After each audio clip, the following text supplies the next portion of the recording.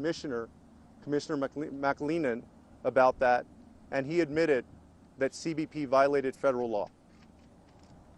In that initial conversation, I also discovered there were other disturbing facts, like the fact that during the 94-mile bus ride, where she started to present serious symptoms of medical and bodily failure, there was nobody on board that could offer any kind of medical help to her, and no medically trained personnel. It's systemic failures like that that we've had a chance to uncover today, and also we'll have an opportunity to recommend policy changes to correct those. As you can imagine, the day has been quite an emotional one. Here at Lordsburg, we just saw many of the young children who are being kept with their parents, who were in very desperate situations. Even here, we saw situations where there were failures in the system. A young girl and her mother wanted water in one of the holding facilities, but there were no cups for folks to drink water. So there were a series of little things and very big things that add up to very serious problems. This is not just a matter of money. It's not just a matter of giving Border Patrol more money. I believe, and I'll speak for myself here because the other members of Congress may have their own perspectives, but it's a matter of how that money is allocated. As we discussed earlier today, CBP, the number of agents has at least doubled since the early 2000s. The budget has grown immensely, billions and billions of dollars. And yet many of these systemic failures have not been cured. And so in the Q&A, we can get into some of the specific examples, but at this point, I'd like to give an opportunity to our members to speak. The first one is who will be the Assistant Democratic Leader when the Congress reconvenes in January, on January 3rd, and that's Congressman Ben Ray Lujan from New Mexico. Thank you, Chairman. Everyone, thank you for being here and covering this.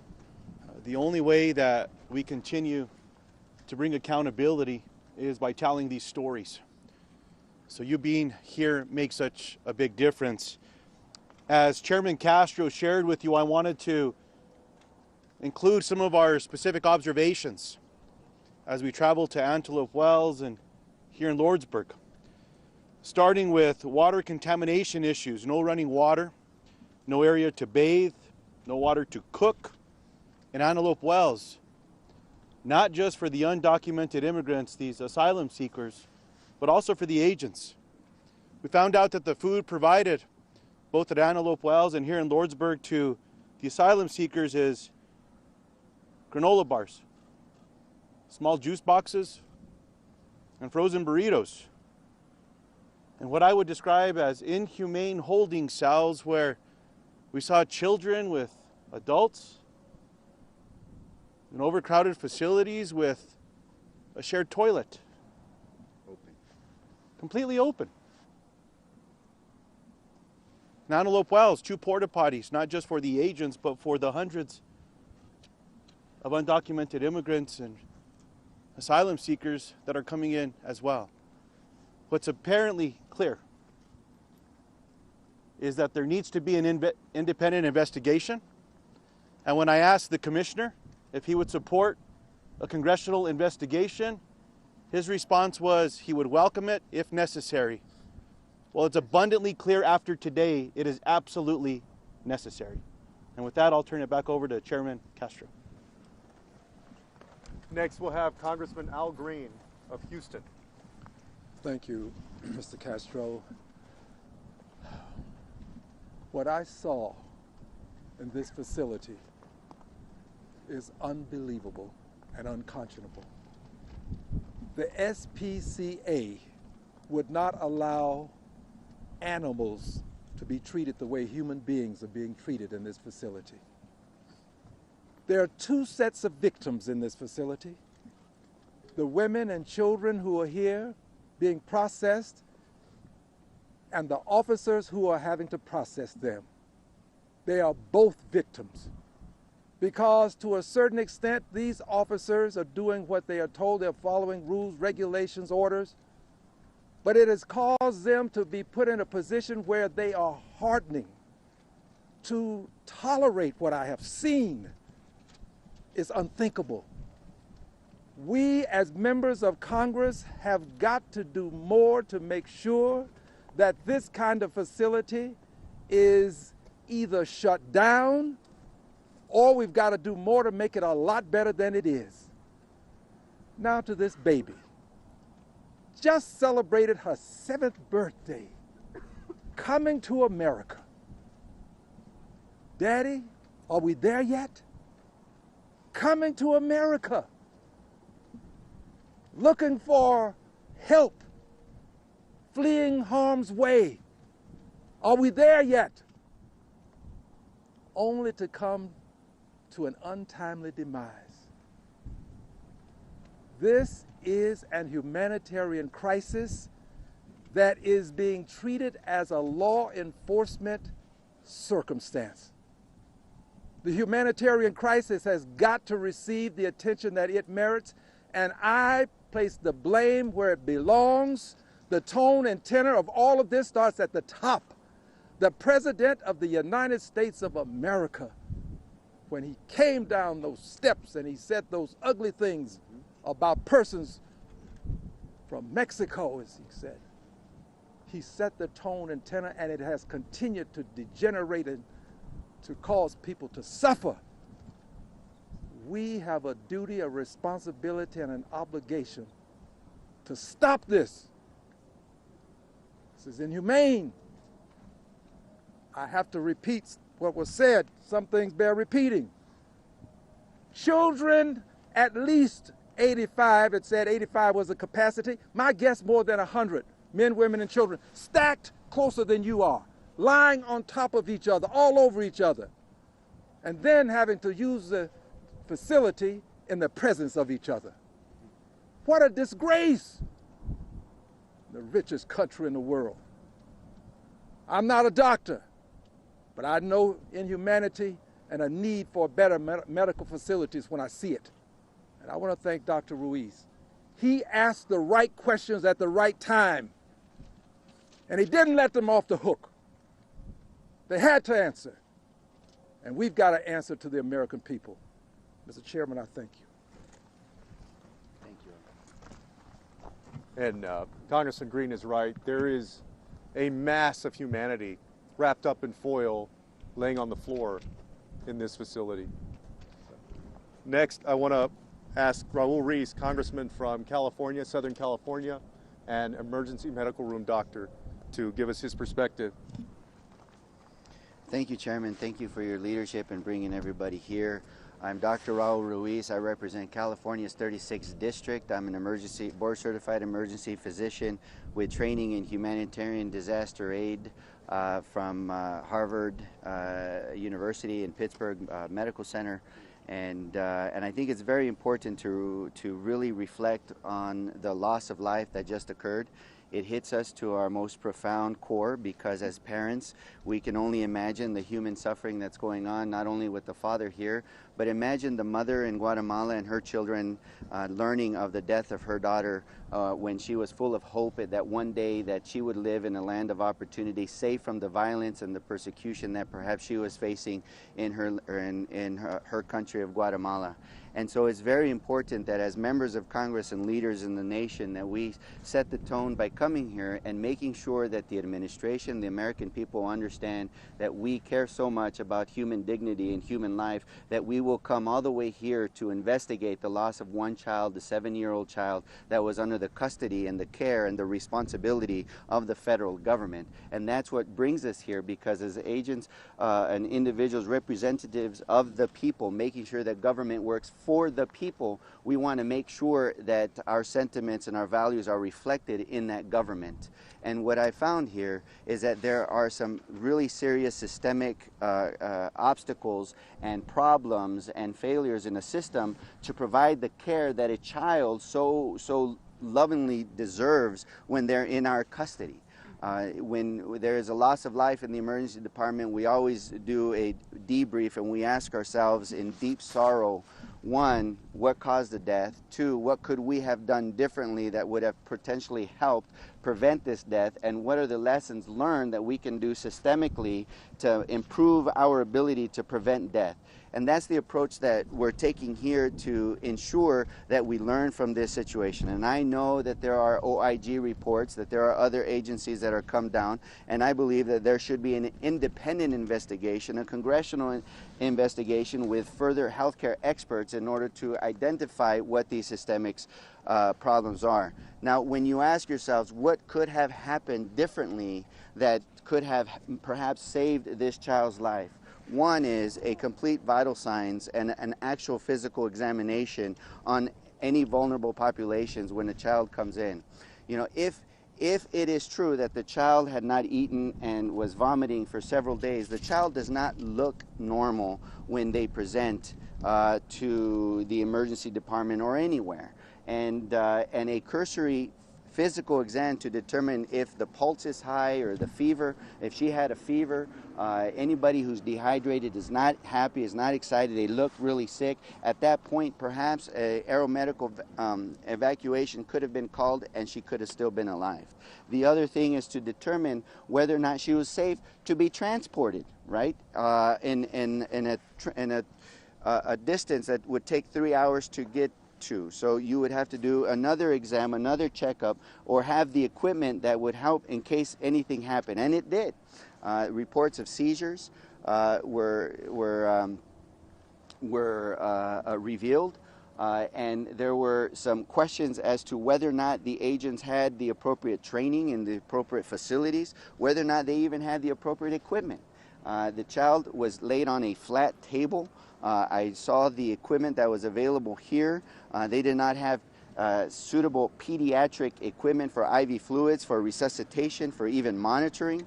They called the ambulance when one could argue that the judgment should have been to call the aeromedical evacuation. It took them from the moment of her unresponsiveness and landing here to the evacuation over, I believe, an hour. And so there are things that we need to learn, and the systemic problems that exist here. For example, the infrastructure that not only plagues the border security agents, that is for their safety as well, but also the ability to respond to emergencies. They rely on cell phones, and as you all know, they have no reception here. So how is a paramedic going to consult with their medical command at the emergency department if they can't get them on their phone? We talked about making sure that perhaps they can have access to the 911 system so that there could be a more rapid response. Making sure they have high-speed broadband so in case they need telemedicine. Making sure that they have even the basic necessities of any examination, like a bed where patients who are sick can lie on instead of a hard table. So, you know, in the process of upholding our laws and processing our laws, we can't lose our humanity. We can't lose who we are as a people, as Americans. And we have to make sure that that humanity is reflected in how we value our budget, right? How we care for our agents who are putting themselves at harm's way in protecting our nation, and making sure they have the resources, the skills, and the flexibility to respond to emergencies like this. Voy a hablar en español porque sé que algunos tienen viewers que hablan español.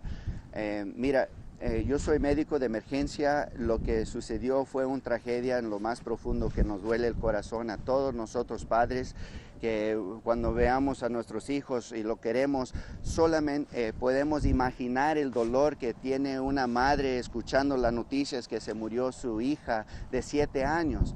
Cuando esa madre tuvo la esperanza que en algún tiempo su familia iban a vivir en un lugar sin miedo, sin amenaza, con oportunidades, y luego recibiendo esa noticia nos duele a todos. Y es importante dar el mensaje a todo ciudadano, también todo inmigrante, que nosotros tenemos la humanidad y la importancia de cada vida, que nosotros venimos de diferentes partes del país para dar la investigación, para asegurarnos que esto no sucede otra vez. Y había cosas que hubieran sido, que pudieran salvar la vida a la niña.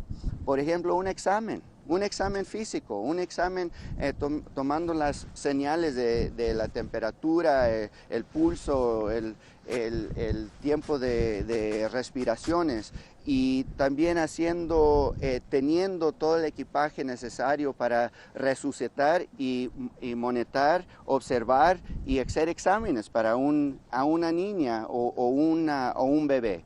O tener el equipo y la infraestructura para poder ser llamadas a diferentes personas para traer un helicóptero más pronto para poder salvar la vida, y los sistemas de transportaciones. Entonces, esas son las preguntas que nosotros estamos haciendo, estamos observando, y vamos a crear soluciones en un modo para poder evitar esto que sucede otra vez. Porque una gota de humanidad va a aliviar mucho en el sistema rota de la inmigración que tenemos, y necesitamos esa gota de humanidad de ayudarnos para evitar esta tragedia que sucede otra vez. Muchas gracias.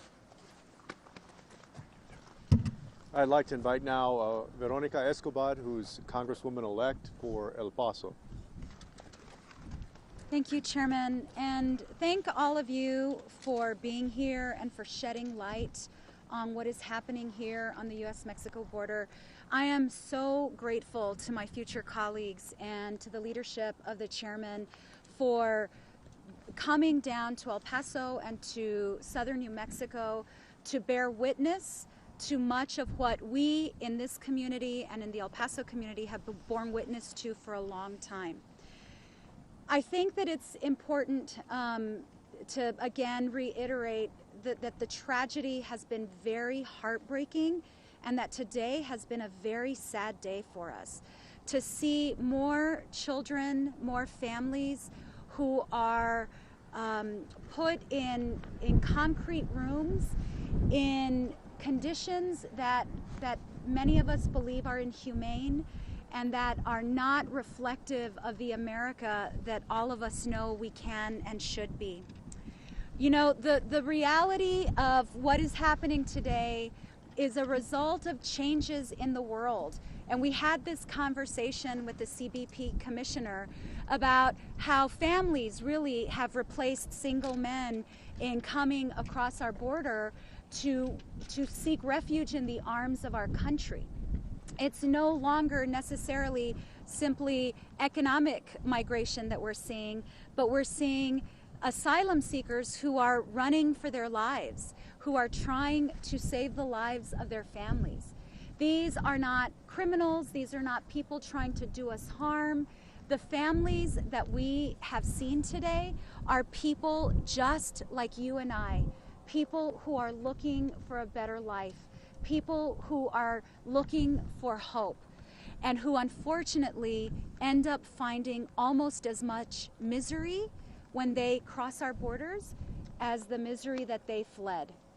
We have to do a better job in our country of taking care of one another, regardless of country of origin, and regardless of where we stand on the law enforcement spectrum, because my colleagues and I were just as concerned for Border Patrol and CBP agents as we were, obviously, for the asylum seekers. We want a system that is safe and a system that protects everyone and recognizes everyone's humanity. That's going to take a lot of hard work.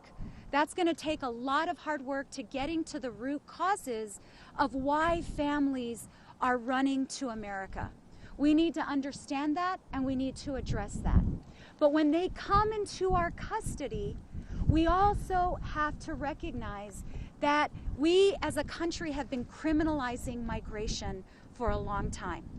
And it's gotten to the point where people are dying in greater numbers, and where we are spending far more money on incarceration than we are on family reunification or actually addressing the challenges. If we take a look at the amount of money that has been appropriated over the last decade, the focus has been on securing the border. And that's been a very broad term. And unfortunately, sometimes that term, and by certain individuals, and certainly by this administration, has been used as a club to do harm to migrants, to use deterrence as a weapon and to use cruelty as a way to deter. It is going to be up to Congress and the American people, and frankly the American voters, to recognize that we are better than this, and that we have to do better than this. You know, one last thing that I will say is, when you look at the battle that's been taking place in Washington, D.C. over a border wall, it represents some very skewed priorities. Dr. Ruiz laid out ways that we can invest. Al Green laid out ways that we can invest. After this fact-finding mission, where we essentially have followed the same journey as Jacqueline and her father, we all have ways that we can invest in a better, more humane system. Walls won't create that humane system. We have a wall, it hasn't kept people out.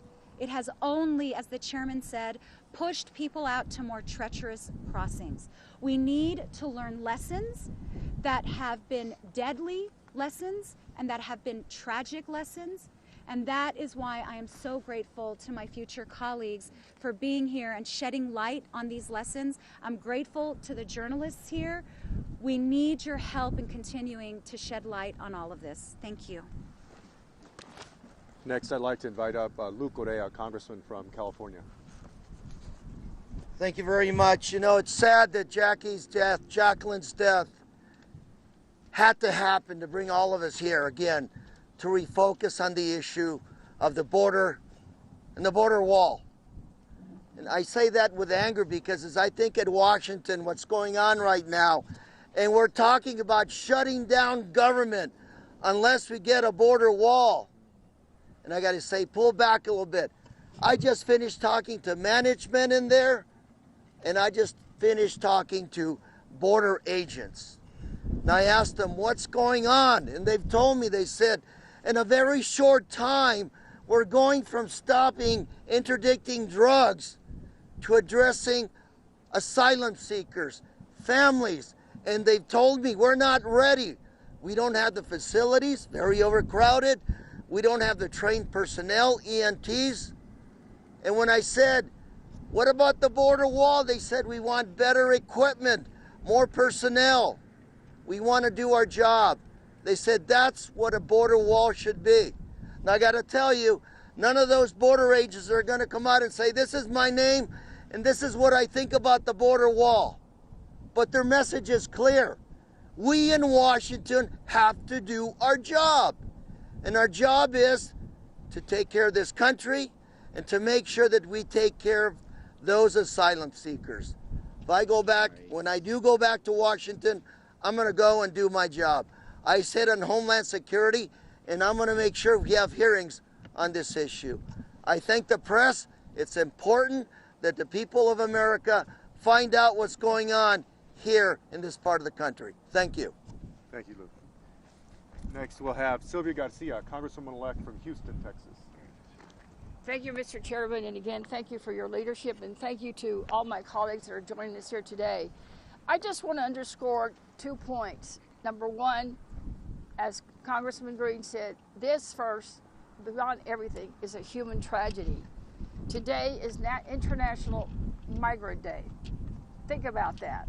And here we are talking about a young angel, 7 years old, who died here in the process of just trying to come here for a better life. Think about the father who had to carry her into that small room, Dr. Reese, so small, I think my closet is probably larger, put on a hard table where now sits 2 microwaves, not a bed, and that's where she was determined to be so ill.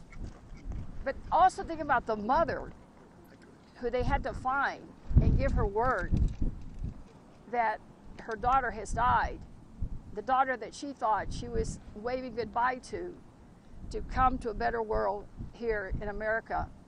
It's a human tragedy, but it's one of our own making.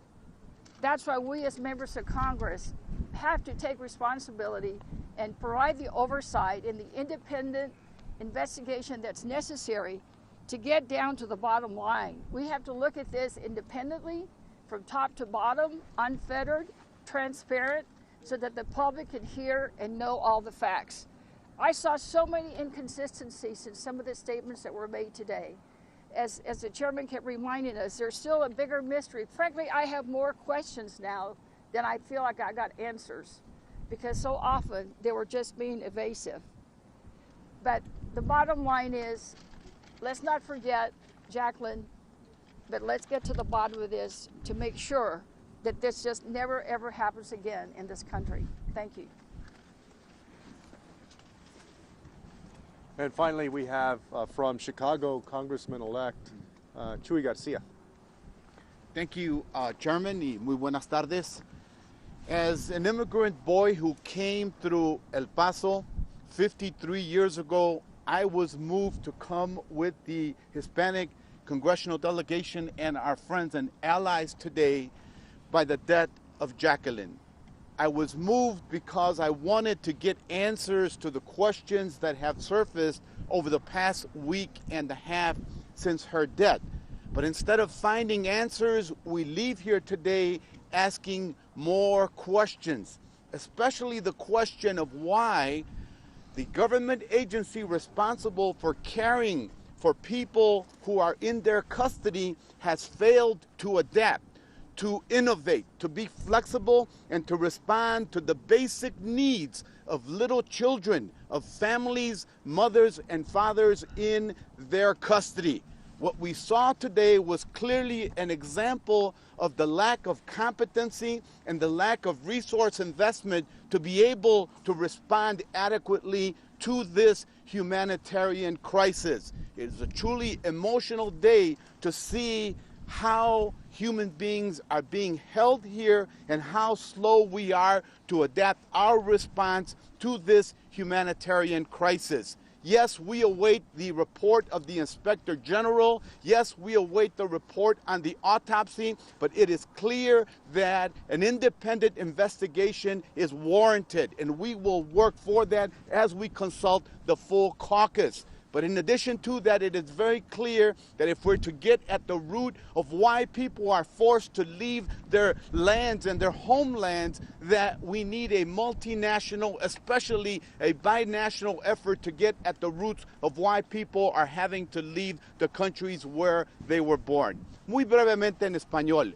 Como un inmigrante miembro del siguiente Congreso de los Estados Unidos, yo vine de Chicago como vinieron congresistas de costa a costa hoy por la tragedia, la muerte de Jacqueline Cal. Hoy venimos aquí para conocer de primera mano las condiciones dentro de las cuales están siendo tratados los y las migrantes. Y lo que vimos es que existe una agencia federal que no tiene la capacidad ni los recursos para atender la crisis humanitaria que se vive aquí en la frontera. Por esa razón, el caucus hispano va a seguir indagando, investigando. Esperamos el informe del inspector general, pero al mismo tiempo exigimos que haya una investigación independiente para llegar a la verdad y a la raíz de esta crisis. Al mismo tiempo, creemos que lo que se requiere aquí es un esfuerzo multinacional para llegar a la raíz de lo que forza a la gente a migrar a nuestro país. Muchas gracias. All right, y'all, we'll take some questions. Were you able to meet with the agents involved? No. I put in a request. I spoke to CBP Commissioner McAleenan twice. The second time I spoke with him, I asked him to be able to speak with the agents on this trip. He said at that time that we would not be able to visit with the agents, and I believe that Speaker-designate Pelosi also reached out to him to make the same request. They did make a supervisor, he was Supervisor Stokes, I believe, who was one of the supervisors on duty during the time that this incident occurred, but we didn't get to speak directly to the agents involved. You said there was no running water and only 2 restrooms. Was that in both facilities? So at Antelope Wells, the water had been shut off. It's clear that the water, what was reported to us, has been contaminated based on the most recent annual report. No running water, and 2 porta potties that were outside. Here at this facility, it's clear that there is running water, but again, the bathroom facilities that the undocumented immigrants, that the asylum seekers are using is in a crowded room, overcrowded, that is out in the open. What do you mean by contaminated? Brown water? Was it lead? What do you mean? What does that report say? We're not aware of the report. We've asked for the report, but what was suggested was metals and bacteria in the water. We did not see any running water ourselves, so could not speak to the color. What is the most pressing need you have and where will the money come from? I'm sorry? What is the most pressing need you have right now and where will the money come from? Well, I think the most pressing need is to make sure that this doesn't happen again. And we talked about some of the systemic failures and shortcomings. Dr. Raul Ruiz spoke about some of the medical shortcomings, the fact that they didn't have the training, the personnel, the supplies, or the equipment to deal with this kind of situation, either at Antelope Wells or on the bus ride or here at Lordsburg. So it's all of that. And in the next several days and weeks, we're going to be coming up with the policy recommendations that we believe need to happen in order to improve this. And let me address the Border Patrol is also hiring a lot of folks right now. And we want to see if we can change the criteria from going from certain hiring requirements to those that also require that folks be medically trained to address these emerging issues. So you have a set of issues or requirements that you had before, now a totally new emerging environment. And I think we need to make sure those new border agents can address the emerging challenges. Well, let me make one more comment with respect to that. When we have a president who's emphasizing building a wall, spending billions of dollars in building a wall, when the lives of asylum seekers, and I would argue Border Patrol agents, are at stake because of a lack of infrastructure, a lack of training, a lack of supplies, a lack of equipment, then you can tell that it's a president whose priorities are very misplaced, and really a president who's completely out of touch with what's happening at CBP and the realities on the ground. Congressman, this is obviously a very extraordinary situation, a tragic one. They're dealing with 163 on the night that Jacqueline came across, 200 the last 2 nights. Obviously, you've talked about people coming to seek asylum. Is there anything in our current legal framework that is attracting an unusually high number of people who are coming here, who are, as they say, trying to take advantage of legal gaps in our current law? Or do you believe that all of these people are fleeing violence and deserve asylum? Well, the asylum decisions are made on an individual case basis. Look, I think that what's going on now in this period in time in history in the United States is the same thing that went on with the Irish who came here in big waves, and Germans who came here in big waves, and other ethnic groups. I think that it's no different. And let me say that in the 1980s, we had more asylum seekers from Central America. This is a wake-up call that the circumstances in Central America have not changed. And like some of my colleagues said, we need to go into Central America and address the issues of violence, instability, political corruption, lack of economic opportunity, and fix them. After World War II, it was our best interest to stabilize Germany and Europe with a Marshall Plan.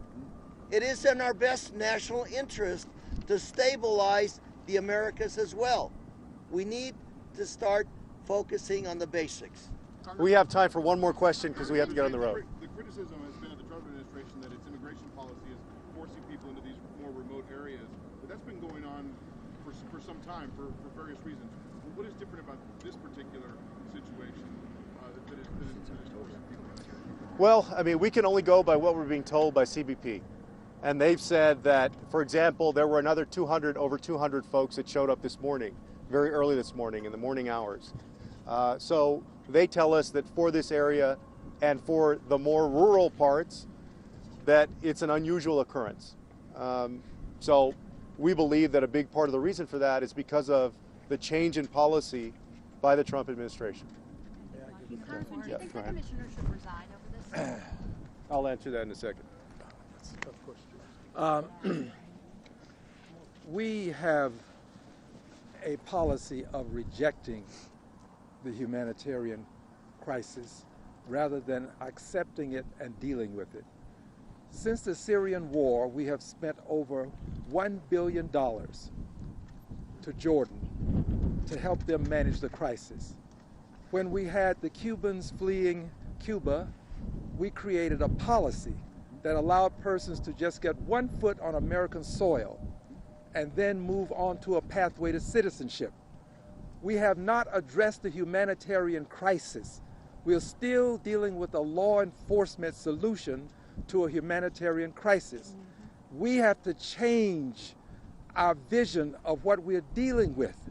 And until we change our vision, we're going to continue to see circumstances like this. My final point to you is this. The only reason this facility is still open as it is now is because these cameras can't get in. If one of your cameras could get in there, the public would see what we have seen, and we would shut this down, or we would restructure it so that it could treat human beings in a decent fashion. Chairman, can I address the port issue real quick? Thank you. So to your question about kind of what's changing, in addition to seeing more families, many of you have documented, and I have been an eyewitness to the fact that we have Customs Border Protection agents at the top of our ports of entry where the U.S. and Mexico meet, essentially preventing asylum seekers from lawfully stepping foot on American soil so that they can seek asylum protection. And what we've seen happen since the summer in El Paso is families that have been camped out on the Mexican side of the port of entry who have been moved deeper into Mexico, and then now we have the metering system and the writing of numbers on the forearm. We've also seen, and these are legitimate challenges, but this administration is addressing these challenges in the cruelest way, in a way that in fact makes things much worse. And so, for example, the unaccompanied minors at Tornillo, instead of allowing sponsors to come and claim their children, many of these folks, many of these kids are being used as bait, so that as their sponsors come forward and get fingerprinted, if they are undocumented, they're being apprehended. And so the population at Tornillo continues to grow. So my point is, a challenge that we're facing as a country is being exacerbated and made far worse by this administration. Let me answer that one question, and this will be our last comment because we have to get on the road. I had the opportunity to speak to CBP Commissioner Jacqueline twice. I know other members have not had the opportunity to speak with him, have not had the opportunity to visit these facilities, and also investigate and inquire about the death of this young girl. Based on my conversations with him, based on his conduct, I believe that he should step down. I believe that would be the best course of action at this time. We have also asked the question, when was Secretary Neilson, his direct boss, made aware of Jacqueline's death? And if she was made aware of the death before Congress was, why she didn't report to Congress that this had occurred. As he mentioned to us earlier, this is a rare occurrence, the death of a young girl in Border Patrol custody. And he said that he didn't want to politicize the death in front of Congress. But because it's such a rare occurrence, that makes it arguably the most significant thing that could have been discussed that morning. We also, even today, although Commissioner Jacqueline, some of the top brass, certainly the agents here, were very willing to have conversations about all all kinds of policy and practices. The commissioner rode over with us on the bus for an hour and a half and openly took our questions, heard our concerns, and talked about some of his concerns. But in all of that, it's clear that many of these facilities, not just the ones that we visited, are under-resourced, that there's a lack of training, a lack of equipment, and that all of that adds up to bad priorities or wrong priorities. Does he share those concerns? I'm going to let him speak for himself, but we were on the same page on some of the things that we spoke about. You know, we had at times a very, obviously very lively, but sometimes contentious conversations. I'm not just speaking about myself, but all of us in the group. And so you asked me the question whether I think he should resign. If I was the head of DHS, I would ask him to step down. Thank you.